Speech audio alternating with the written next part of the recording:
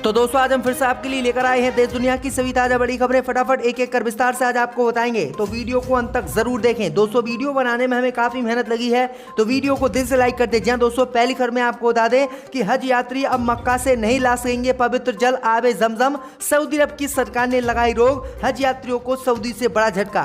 वहीं आपको बताएंगे दोस्तों कि हिंदू महासभा ने कोर्ट से मांगी मथुरा की शाही ईदगाह मस्जिद में जल अभिषेक और पूजा करने की इजाजत। 1 जुलाई को कोर्ट करेगा सुनवाई। वहीं आपको बताएंगे दोस्तों कि दिल्ली में बीजेपी को लगा बड़ा झटका। दिल्ली के उपराज्यपाल अनिल बैजल ने उपराज्यपाल के पद से दिया इस्तीफा, निजी कारणों का दिया हवाला। वहीं आपको बताएंगे दोस्तों कि मोदी सरकार के फैसले से दुनिया में मची हलचल। मुस्लिम देश ने मोदी सरकार के खिलाफ किया बड़ा ऐलान, भाजपा की बढ़ सकती हैं मुश्किलें।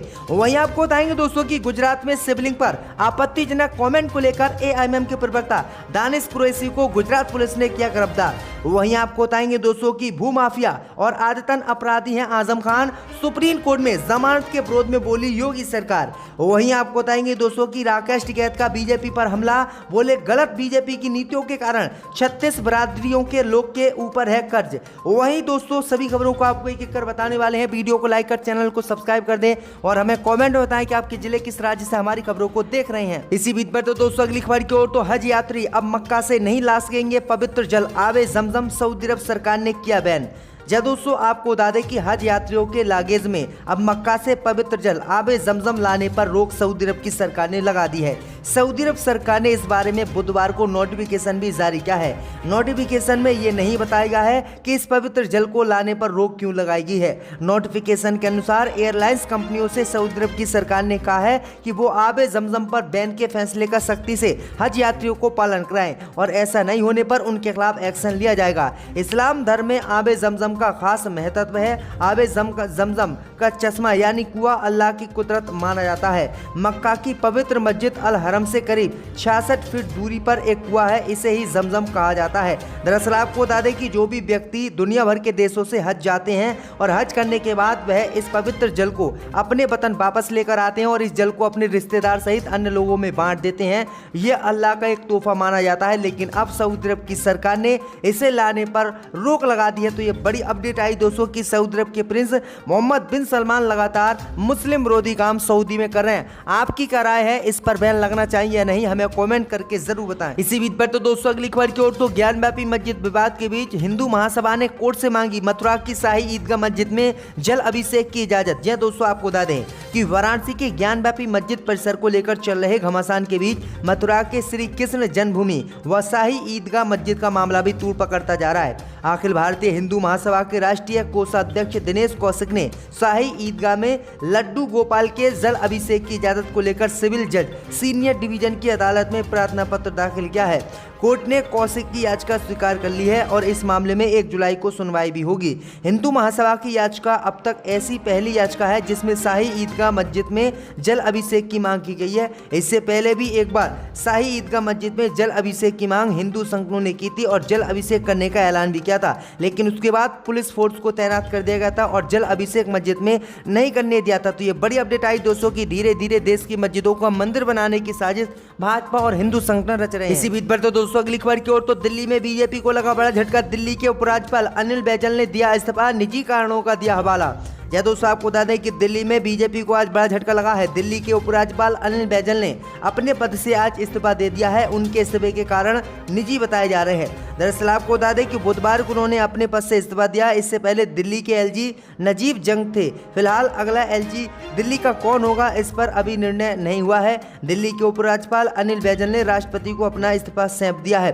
दरअसल आपको बता दें कि अनिल बैजल जब से दिल्ली के उपराज्यपाल बनाए गए थे तब से आम आदमी पार्टी और दिल्ली में अनिल बैजल के बीच लड़ाई चलती रहती थी, क्योंकि उपराज्यपाल अनिल बैजल बीजेपी के इशारों पर काम करते थे, जिसका दिल्ली की आम आदमी पार्टी सरकार विरोध करती थी। लेकिन अब बीजेपी ने ही उनको इस्तीफा देने के लिए कह दिया और उन्होंने इस्तीफा दे दिया। तो ये बड़ी अपडेट आई। इसी बीच पर तो दोस्तों अगली खबर की ओर, तो मोदी सरकार के फैसले से मची हलचल। इस मुस्लिम देश ने किया बड़ा ऐलान, मोदी को लग सकता है झटका।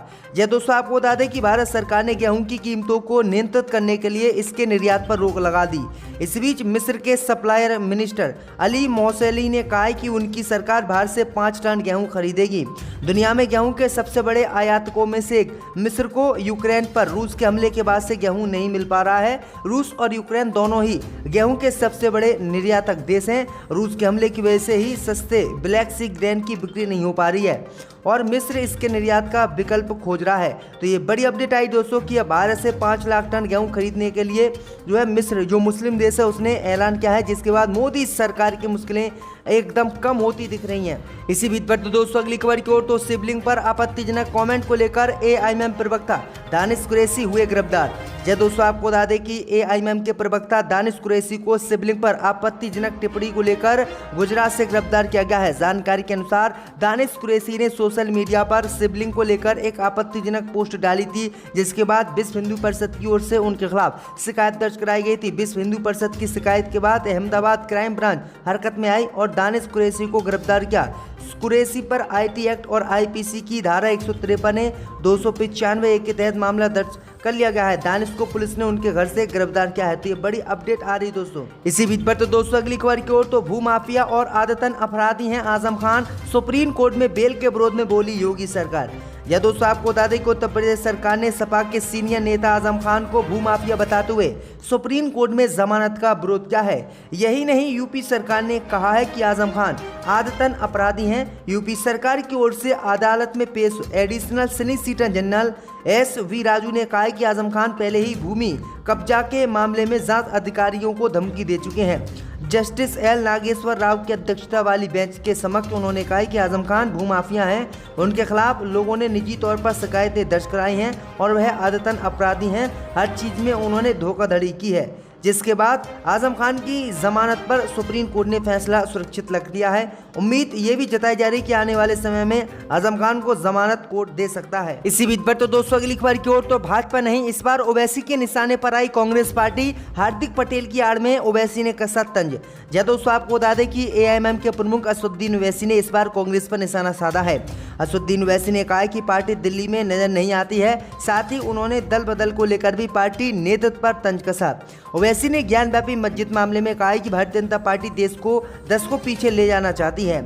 आगे बातचीत में असदुद्दीन ओवैसी ने कहा कि नेताओं को जो है राहुल गांधी पर भरोसा नहीं है।